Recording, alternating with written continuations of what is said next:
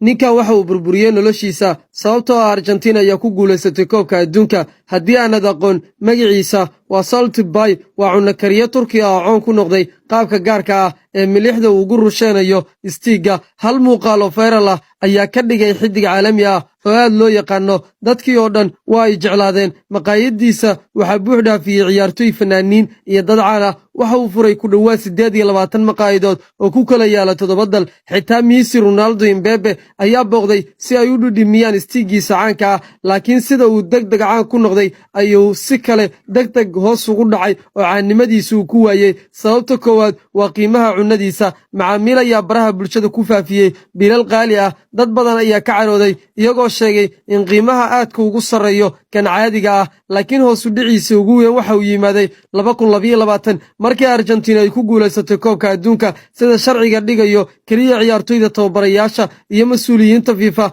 ayaa loo ogol yahay inay taabtaan koobka. laakiin Salt Boy waxa uu galay garoonka wuxuuna ku mashquulay Messi inuu sawir la galo, wuxuuna taabtay koobka adduunka isagoo aan loo ogolayn. muuqaalkani ayaa si weyn u faafay, taageerayaal badan ayaa ka carooday oo muujiyey. ugu dambeyntii FIFA ayaa ka mamnuucday inuu qayb ka galo munaasabadaha ay qabanayso. sumcaddii uu dhisay sanado badan, 1 daqiiqo ayaa ay ku dhaawacmatay.